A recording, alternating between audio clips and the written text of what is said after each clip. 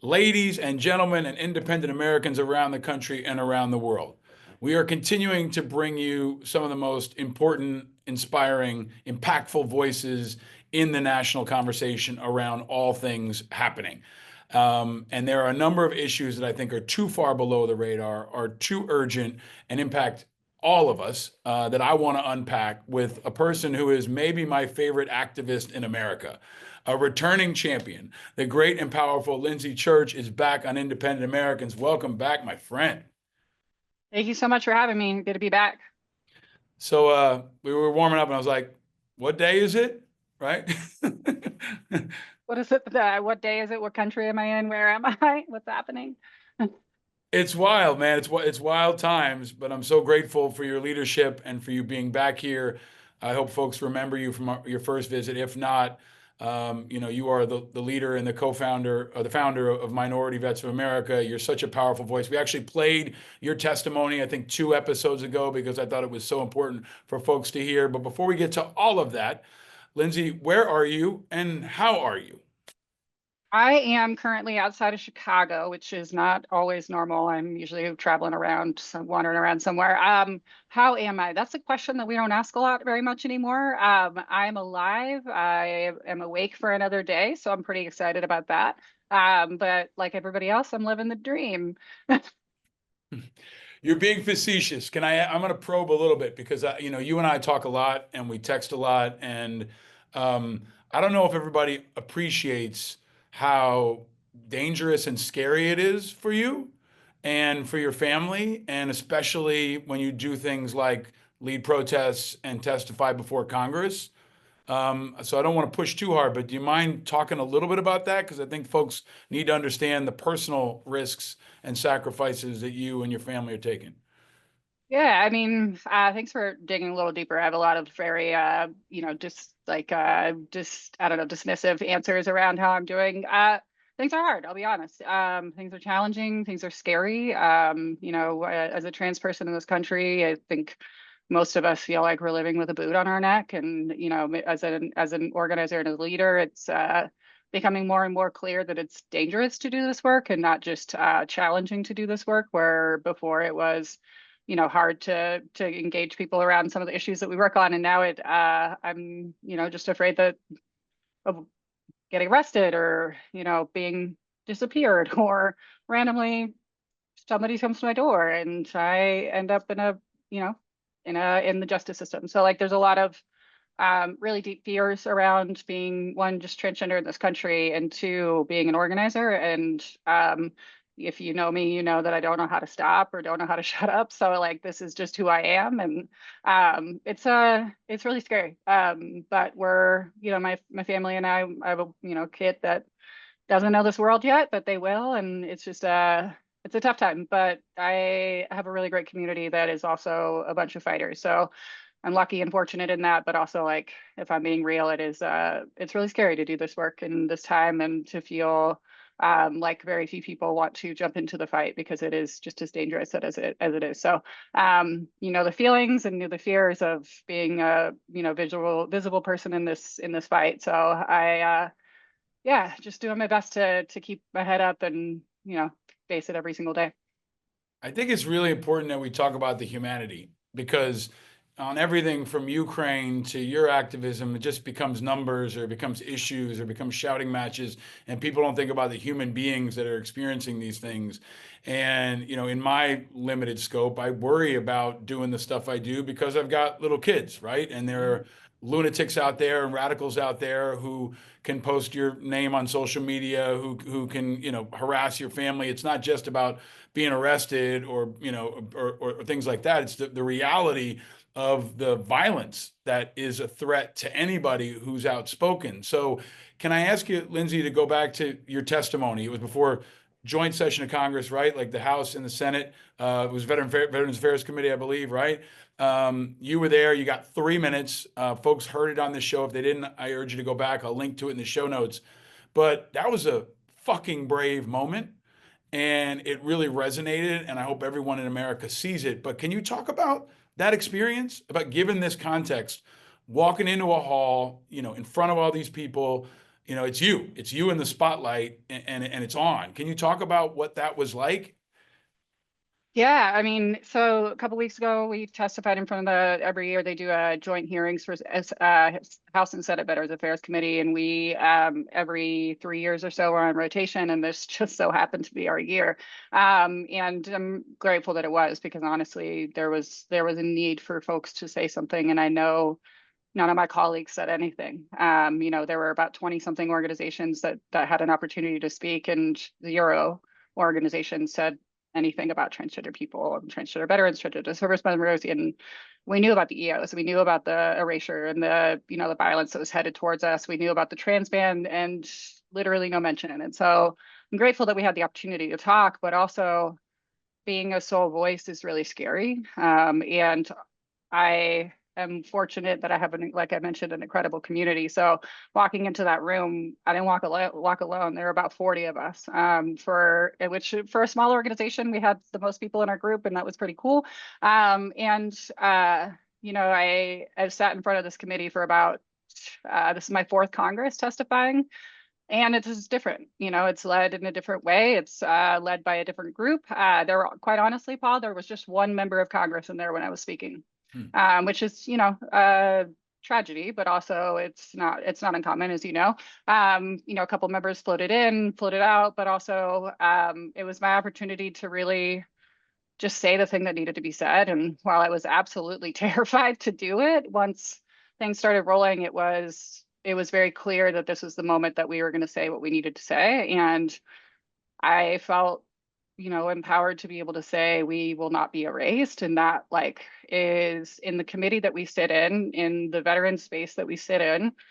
It is important to say those things because others won't say it and won't do it. And it is I think one of the only, if not the only trans person, definitely the only non-binary veteran leader in the VSO space. It didn't feel like it should have had to be me, but it also had to be me in that moment. And so it was felt dangerous, but it also felt like the moment that we as a community needed to be heard, seen, and recognized that we're experiencing systemic violence right now. It's not just a sad day in America. It literally is structural violence being enacted against our communities.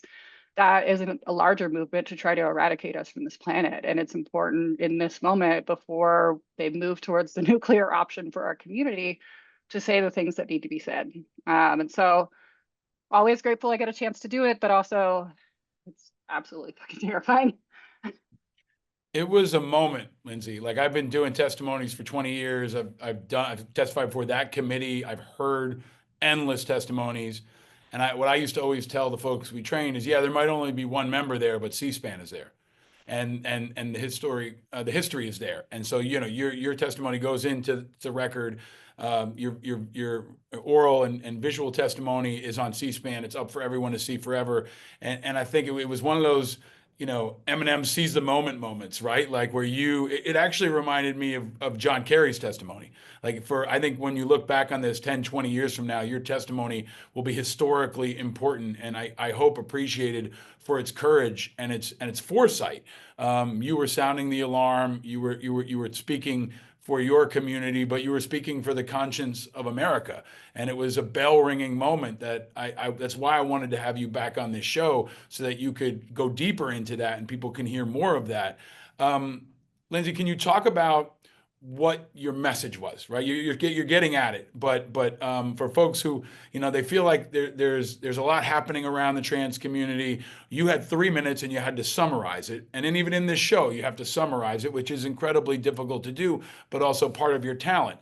What is the most important thing for people to understand about that testimony and about what's happening strategically right now?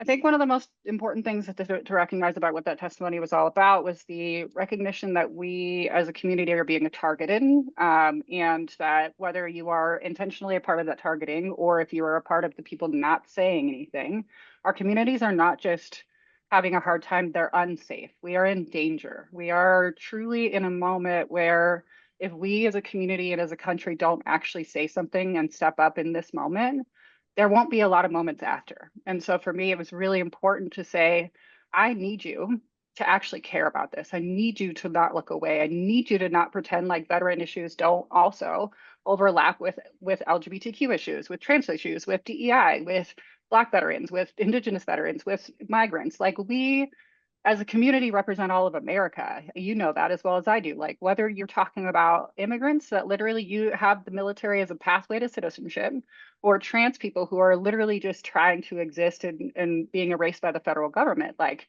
we are not just in a sad moment, we are in danger and this community needs help. Sitting at that table, there was a moment when Rep Dexter came in and she's a new member of the committee. I'd never met her before. And she, took a moment to say, it takes a lot of bravery for everybody to get up here, but also like as a trans person, it takes extra level of bravery. And like, I wasn't expecting that. I didn't know her before that moment. And I felt like she was talking into my soul, but also to talk about the suicide risk, the mental health outcomes. Like what we are talking about is not trans people having a problem. It's trans people being discriminated against. It's pushing us to the edge. It's pushing us to the brink. We're being terrorized by the federal government right now. We are being eradicated, erased. We are being, they're really marching towards making us feel like we don't even belong in this country. And one of the, don't read the comments, obviously, but also like I got a lot of like, you don't belong in this country, which to me is like just the next level of what in the hell. I wore the uniform of this country and you're telling me I don't even belong here for saying we won't be erased. And we have a higher level of suicide. I looked at the table and our community has the highest rate of suicide of anybody that was sitting at that table. And so it's really important. I think the biggest message is like, we are people. We're just people. We're not asking for special things. We're not asking for any extra. We are literally just people trying to exist and we are people trying to live in this world. There's nothing wrong with us. We're not weird. We're just like regular people who just get up every day, just trying really hard to live through this moment. And my whole, to your point of like, we have to see the humanity in this moment because there's a larger movement to try to make, especially like, transgender, so I live in this like space, like should make us freaks, like to make us like we don't belong. And also like, I'm just a regular person, you know me. I don't do anything like that would actually rise to, I mean, I'm a little bit weird, but like overarching, like we're just normal people trying to live a normal life. We're trying to go to the bathroom, trying to go to the doctor, like just people trying to exist. And go above and beyond. I mean, you are someone who, despite all of that, chose to serve your country. And there are thousands of people who have gone above and beyond in a way that most Americans don't. So I think it's important that I've been reiterating this on the show. They're coming for you first, right? And Mhm. maybe this time maybe they didn't come for you first because they came for the generals first, right? They came for the Right. chairman of the Joint Chiefs first, and they came for the structure first because that gave them the power to then come to you, right? Mhm.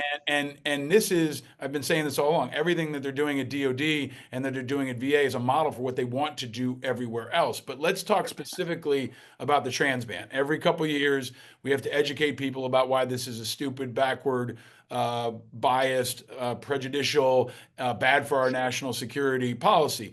But let's talk about the functional aspect of what happens to people in the military when the trans ban kicks in, right? So he does it again, says trans ban is out, and now we've got a ruling just Monday. We're taping this on Wednesday that says it's illegal, and now it'll go to the Supreme Court. But let's talk about the practical application, if you can, Lindsay, of the service member who's in the military right now, who's trans and maybe forward deployed, shooting down Houthi drones in the Middle East. That person who is caught in the middle of all this. Can you talk about that if you would please? Yeah.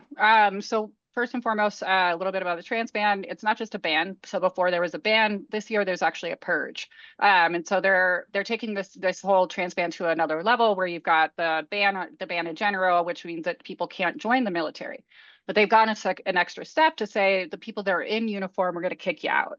That didn't happen in the last iteration. We didn't see them try to remove because they knew it was the threat to national security. Because you can't maintain a military, which we have had a deep recruiting problem, then we actually have a national security risk here in crisis if we kick thousands of people out that are actually some of the most elite service members in the country.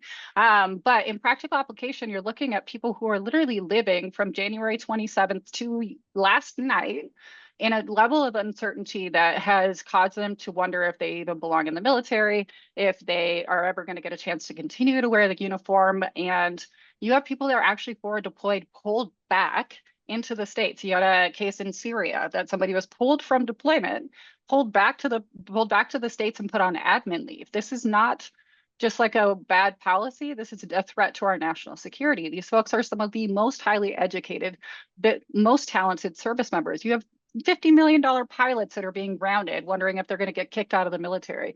You have some of the highest level, like, enlisted folks, officers. They're kicking them out or trying to kick them out, which is dangerous and detrimental, also inhumane, but also we had a serious recruiting crisis for the last few years. We haven't been able to keep our numbers. And let me tell you, you are not going to replace the trans service members who are purged with the COVID vax deniers. Like, you're not going to find enough people who have denied to take the COVID vaccine to come into the military and replace these transgender service members. One, just on its principle, most of those people will break military rules. If you don't want to take the vaccine, let me tell you, there are many other things that those service members will not do, including most of the things that are terrible about the military. They're hard things that, like, we do because we're in the military. In addition, removing those people, they have years of skills, they have millions of dollars of education, and the light switch doesn't change overnight. You can't get a new recruit to be a $50 million pilot in any amount of time. You're literally looking at decades of experience that's necessary to get them to that level. So even if you think that you're going to come back and say, I can fill my ranks, you're filling your ranks with novice people and trying to replace experts. Yep. But the mental health anguish and the challenges that these service members have had to fight at the same time as fighting for our country, you're literally fighting two wars, not sure who's on your team, not sure who wants you there, not sure if you're going to get a call to the Pentagon. Like, there were people actually getting calls to the Pentagon, like, come in, we're going to put you on admin leave. And there's not a lot in this moment until yesterday that they could even do about it. And we still have 3 days before this is implemented. So we still, till March 21st is still, the government has an opportunity to appeal. And so this injunction doesn't go in place until Friday. What happens between now and Friday? Who knows? You could see the military, DoD, actually kick up their efforts to try to voluntarily separate people, not telling them what exists in the injunction. You could actually see them try even harder to get people to say, I actually resign. Yeah. Part of the policy was You have laid this out in a way that I don't think anybody in America can. I think that's part of why you're so important and your voice is so important, because you clarify it. I mean, people need to understand this is like, I'm always reluctant to use sports analogies, right? It's March Madness. You pulled somebody out of your starting five, right? In the middle of the game. Okay, and they're on the bench, or maybe they're not allowed in the stadium, and it also impacts the rest of the team, because that hole exists on the team. Johnny Rookie can't just backfill into that spot. It impacts the entire community, the entire unit. It distracts everybody from all the war fighting and ass kicking that they want to do. So I think that part is so important to highlight from a practical national security moment. This makes us less safer because it's a culture war. It is a purge, and it's impacting not just trans people, but the entire military, if only because they keep going and stopping and going and stopping and shifting, right? And the military needs some level of certainty to be able to focus on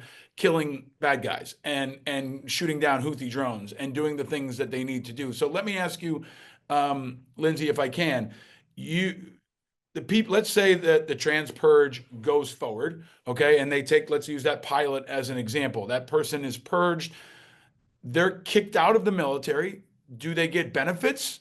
What happens? Are they able to go to the VA for healthcare if they have an injury? Can you take us to the next levels of, let's assume, because Trump's been successful on almost everything so far that they've wanted to be. Let's assume they are successful. Most dangerous course of action. The trans people are purged, no more let in. What happens to that pilot who is now out?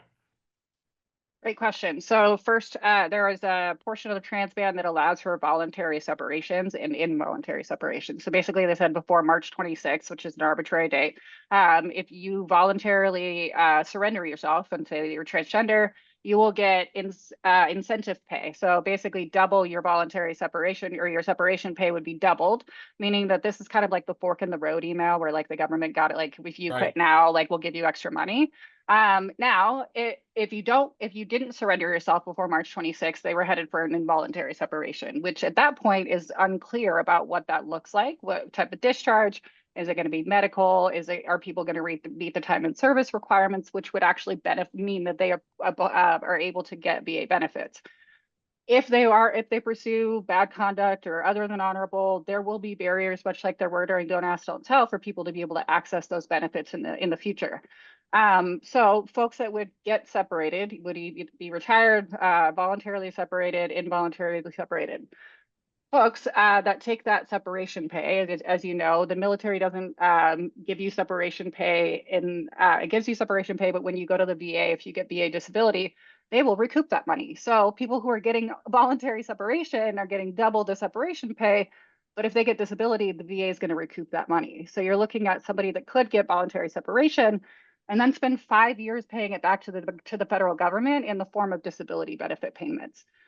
This actually is not very well known. So if you got medically separated, I was medically retired, but if you got medically separated, that same thing happened. This is very similar. You actually we might see people, if they don't meet a certain like time and service requirement, they actually would pay the government back that money. So it's like the fork in the road, but for Yeah. I think trans. this is really important for people to understand how it's hitting people and how it's hitting the system and how it's hitting the entire military. I mean, I've said it before, Hegseth is a culture warrior, driving the stake of the tip of the spear of the culture war into the Pentagon, and then trying to turn the Pentagon itself into the tip of the larger spear for everything they want to do in society. But let's take that transformation that they want to achieve. Hegseth, I mean, I'll give you a chance if you want to say anything about Hegseth or anything to Hegseth, but then I want to move over to the VA, which is also critically important, right? Because Hegseth and Collins have become like the radical culture warrior, thunder and lightning at the two pieces. But like Hegseth, he's known in the space. We've all known him. I just want you to react to him, right? Because he is so immediately threatening and nasty and creating the command climate towards your community. So, it's this I'm tough, you're not, you're making all the bullshit we've heard over the years on every kind of integration in the military. But can I ask you straight up, like, if you could have a minute with Pete Hegseth, what do you want to say to him? What you're doing is embarrassing.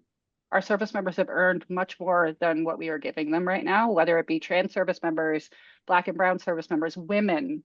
If you look across the board at anybody who's not a cisgender heterosexual white man, there's an attack against you.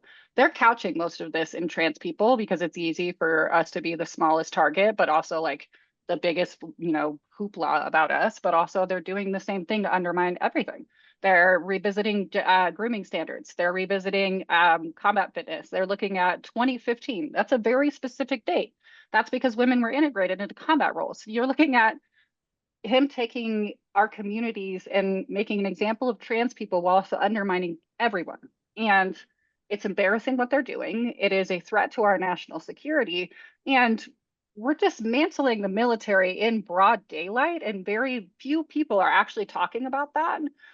We are going to be setting ourselves up for a national security crisis, and not just like a bad day for America, but one where we could be attacked at any moment because our military is not ready. And it is Mm. downright embarrassing and shameful to watch somebody who has had such a sordid career, and a disgraceful one at that, talk about the disgrace that trans people present in the military. It's an absolute hypocrisy, and it's rooted in bias. All of it is rooted in bias. And the biggest culture warrior in America are Pete Hegseth and Doug Collins. Even though they tell us the radical left has a culture war, it's not us. I would actually prefer that they just stop talking about it altogether and like leave us be. But somehow we are the culture warriors, and I don't know how that works. But So I think that breakdown is the part, one of many of this conversation that I hope really gets shared. So for folks that are listening or watching, if you're watching on YouTube, be sure to subscribe, but share that. People need to understand, because you don't, in the choose your fighter, like I would love an opportunity where Lindsay gets to go into the octagon with Pete Hegseth and have the battle over the ideas and the battle over values, because that's one that I'm betting on you, but you don't get that opportunity, right? They don't give you a platform except in these small spaces where you have to fight for it. Let's talk about the other guy. Let's talk about yep. Collins, right? Who I have been trying to cover. I think gets very little oversight. and is masterful in communication and manipulation. a And hundred and then percent. similarly, he's following right behind Hegseth on this. And yesterday announced that there would be no medical procedures authorized for any trans people. And I'm going to let you summarize it. But I want you to maybe respond to his line where Colin said something like, "Hey, you can get your surgeries if you want, but we're not going to pay for it." So let's break this down. So last Friday, there was a leaked memo about that was released by Dr. Lieberman, the Undersecretary or Acting Undersecretary for Health. NPR covered it, the Advocate covered it, and VA reached out and said, outright denied it. They said, we didn't, this memo doesn't exist. We didn't write that. That's not real. And then Monday morning, literally Monday morning, first release, it's 9 a.m. and Doug Collins releases his own press release about a new memo that it was actually crueler than the last. So Friday's memo was pretty cruel. Monday's memo was absolute garbage. It was 100% evil. The Can release you itself summarize says, it, Lindsay? Can you yeah, summarize the memo? so the release itself says that they're going to take away the, scale back all of the gender affirming care. Surgeries were never provided by the Department of Veterans Affairs, but hormone replacement therapy, prosthetics, voice training, hair removal, all of those pieces around everything but surgery were provided by the Department of Veterans Affairs by one specific memo. It's called VHA Directive 1341. Now, what he says is, I'm going to take the money that was being spent on this because the tax, you can do that on your own dime, is what he said. For the professional, communications people these are. He says, you can do that on your own dime. I'm going to put it into amputee and paralyzed veteran care. Now, let's break this lie down. I call this deceitful Doug because he lies to every time he talks, he lies. But what he's doing is pitting us against paralyzed veterans and amputees, not even outright lying about the fact that we actually are a part of the community too. We represent paralyzed veterans, we represent amputees as well. So like we're a part of that community. Now, what he can't tell you is how many veterans are receiving care at VA that are transgender. They said, we don't know exactly, but it's like a fraction of a percent. And that's great. But you need to tell me an exact number. They also can't tell you how many people are receiving any type of care. So they can't tell you how many people are receiving hormone replacement, voice care, prosthetics, all of it. They can't tell you how much money they're spending on it. So please tell me how you're going to reinvest the money that you don't know how much you spend into a community when you don't know how many people there are. So that's the lie number one. Number two, he actually just doesn't talk about 1341 being far more comprehensive than hormone replacement therapy. 1341 protected us in bathrooms. It protected us from our care providers being misgendering us. It meant that we weren't dead named, that we weren't misgendered on our medical records. It literally protected so much more than what he calls cross-sex hormones. Now, also, cross-sex hormones is a lie. It's their own wording. Cross-sex hormones are hormone replacement therapy. Hormone replacement therapy has been offered at the VA for a very long time, long before they ever offered it to transgender people. It is not special. It is not unique. It's just used in this particular context for people with gender dysphoria. Do you know who gets the most hormone replacement therapy in the VA? It's cisgender women in menopause. It's men with low testosterone. Literally, hormone replacement therapy and all of the, whether it be puberty blockers, hormone replacement therapy, prosthetics, all of these things were not designed for us. They were not even designed with us in mind. And we're not the largest recipients of them, which is why it doesn't make any sense that we are being targeted when people continue to say cross-sex hormones as if we're doing this like Narnia unicorn level drugs that like make us something else. We again are normal people trying to access healthcare in a very, very normal way. And our care is so stigmatized that we have to fight for it to the extent that it puts us in mental health crisis. This man is literally trying to push us out of the system. When you look at what this policy actually does and the rescission of it, he says it's not going to impact care. And that itself is a lie. People like me are trying to make a decision whether or not I'm safe in this building, whether or not I can set foot on a federal campus and not be harassed. And if I am harassed, which has happened to me many times, will anybody care? Will Mm. anything happen to them?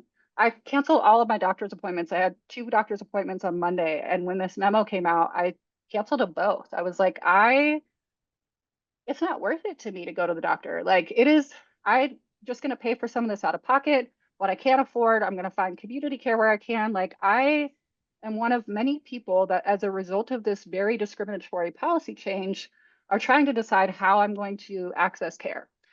Everything has changed, and not just the level of like hormone treatments, things like that. People like me, I don't even receive hormone treatment. I just need to go to the doctor, and I'm too scared to do that because I'm already being misgendered. I'm already got my medical records updated with my birth sex. Like, I don't exist to the federal government, so therefore my discrimination doesn't matter and it does not count. Mm. How do I feel safe to continue to get my care there?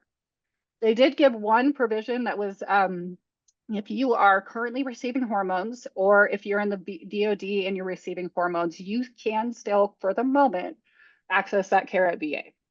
How long that'll last, I don't actually know, but I will also say that this is already having an impact, not just on transgender veterans. So, I posted about it, I shared about it. Yeah, I yeah. actually had a cisgender person reach out and say, "Hey, I have low testosterone." It was a woman. I have low testosterone because women also have testosterone.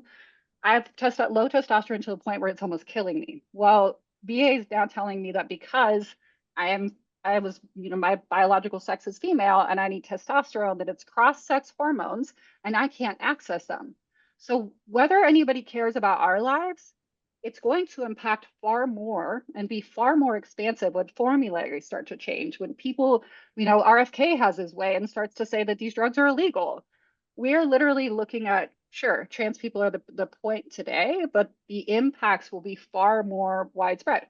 In the bathroom, people are going to look like me, are going to get harassed. Like, you're going to tell trans men that they have to use the women's restroom. Do you know what chaos that's going to cause?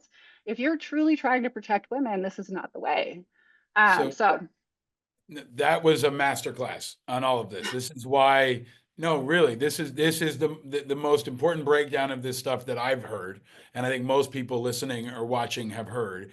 And you're teaching as this evolves, which I've had to do over years of activism, which is so difficult, but you know your shit so well, and you know it better than they do, right? As they continue to hit a blowtorch across the VA and walk things back and roll them forward under this guise of protecting veterans, right?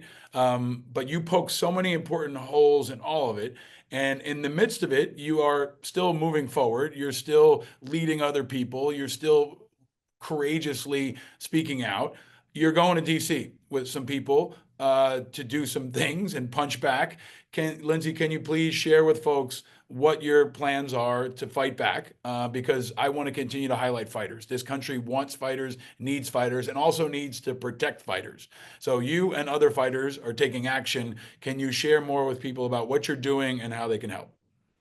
yeah, next week we're headed back to the Hill. We will be going back as long as we're allowed. But we will be headed back to the Hill next week with service members, veterans, and advocates. We will be meeting with members of Congress, trying to do some rallies, doing a ruck march on Saturday, to raise awareness for what's happening, to talk about codification. Truly, what we have to do in this country and what we have to do in this moment is codify some level of protection, because what we're seeing is they're able to scale everything back. Why? Because we don't have any legal protections. Most of our stuff, if we have any legal protections, it's being held together by the Supreme Court, which means that Congress has got to act. If we don't codify transgender service in law, the EOs will go back and forth, and transgender people will be caught in the middle of a crossfire about whether or not we exist today, whether or not we exist tomorrow. So we have to codify transgender EOs, just for service. folks, EOs Yeah, are sorry. executive orders. Yeah, Executive orders, executive right? orders. The And latest executive crazy orders, executive order that comes out of Trump's pen in the White House, right?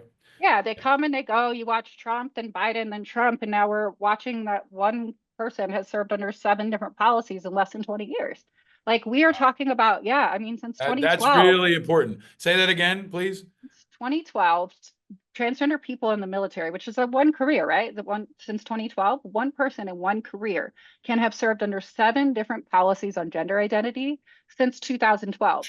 Not even including the changes to Don't Ask, Don't Tell. Those types of policies also changed, but you're looking at 7 different policies, and that is upending people's lives. Like, the level of uncertainty that people are living under because executive orders come, executive orders go.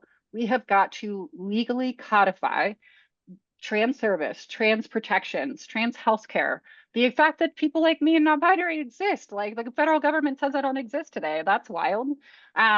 If we don't find a way to get Congress to act in a way that protects our rights, we won't have any, and we're watching that happen right now. And so our big ask is members of Congress need to write legislation that would codify trans service, that would codify the protections that we lost in 1341, that would make it so that what the actions of the administration are doing are illegal and rooted in animus, and allow for us to have the opportunity to breathe, like just to take a deep breath and to feel like maybe we actually do exist, and maybe in this country we'll have some protections and fight back against some of this nonsense. So the first is asking for members of Congress to codify protections, because until that happens, we're going to continue to live by the flick of a pen, by the weight of a gavel. Like, we're literally looking at our rights continuing to be upended.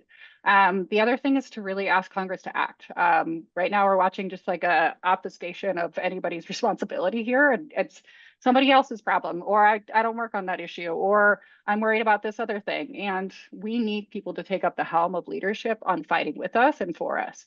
So that's my ask to Congress. What we're asking for from Congress is the action, codifying our protections, and being our fighter. We need a fighter. We don't have a great fighter yet, and I'm hoping that we get some great fighters. We have some people who have been working for years on this, and we're really grateful for them. We need a cadre of fighters to fight for the war fighters. Like, we've had how many years of this. Whereas the individual level, I'm begging people to get in the streets with me. I stand out, I know you know me. I stand out in front of VA every Friday now, and I wave a giant flag that says "You are loved," and it's a giant pride flag. Sometimes I get great honks. I got flipped off last week, which is funny. I stand out there largely by myself right now, and I'm asking other people to start joining us. So get out there in the streets, get out there in front of VAs. Get gritty about it. Be in community with us, and being in community with us means fighting with us. Next Saturday we're doing a ruck march, and it's all about raising awareness for the weight that trans service members are carrying, while also carrying the weight of our fighting for our country. So on Saturday, if folks are in DC, check out the ruck march. Join us out there on the mall. If you're not in DC and you want to raise awareness, throw a ruck on, get your social media game up. Like, literally help us fight this. Get in the streets when we ask. Get gritty, get in front of the VA, like stand in front of federal buildings, call your members of Congress. We are such a small community that if we don't get help, we are going to die here. And that's how scary and what the future looks like for us if we don't find people willing to risk as much as we are. Because everybody, much like the election, right, that there was this larger narrative that trans people were the problem, and the price of economics was not at the forefront. We face economic uncertainty too. We're facing everything that America is facing, while we're also living with a boot on our neck. So sure, I understand that it's a challenge to get out here. It's dangerous. It could lead you to the same place that we're living already, and you could lose your job. You could lose your organization. Guess what? I have a job. I have an organization. I have people that work for me. I have all of the same considerations. I don't get an option though. I have to walk out, and I have to walk out every day, and I have to keep this fight going. And I feel the responsibility to continue that fight, much like many of the people in our community do, because if we don't, then who will? You are amazing, and you are so brave, and you are not alone. And you have always my support. You have this community support, and I think you have a lot of support that hasn't taken the big step of going forward and getting in the streets or posting something or donating. A lot of folks are afraid, and I think if you're afraid, if you're timid, all the bullshit excuses, listen and look at Lindsay and hear what Lindsay is doing and what other people are doing if you want to see the heart and guts of what real patriotism is all about. So you are a fucking hero. I am so grateful for all that you do for my kids and for this country and for my grandkids and everybody else that's out there. It's another level of sacrifice and leadership that you have been demonstrating. And importantly, too, you're sending a message to people who can't speak out, who are on active duty. I know they're listening. They're going to see this. And I want to just encourage everybody to follow Lindsay, support minority vets, go to their website, share it, especially with folks who can't speak out for whatever reason, and let them know that they are not alone. Lindsay, can you stick around for a couple minutes for our Patreon members for a little extra 100%. content? In the meantime, thank you. Where are you going to be on Friday? Which VA can people go to? I want to see some people there and posting pictures and buying Lindsay a beer and bring you some lunch. Where are you going to be every Friday? I'm traveling roadshow these days, but I will Yeah. be this Friday and most Fridays I'll be out at the Jesse Brown Jackson or Jesse, excuse me, Jesse Brown VA in Chicago. And waving my giant pride flag. If you see me, honk, come shake hands. Would love to meet you. Every once in a while people stop by, including, security, who's great and just says thanks. I want some bodyguards. I want some fucking bodyguards out there to have your back. And I'm putting the call out to the community. Send me photos, send me video. Lindsay, we've got your back, and you are an amazing. Will you run for? We've talked about this offline. We're trying to get people to run for office. Will you run, please? I don't care what party Uh, you run from. I obviously want you to run as an independent, but I would support you no matter what you ran as. Will you please run for something? Anything?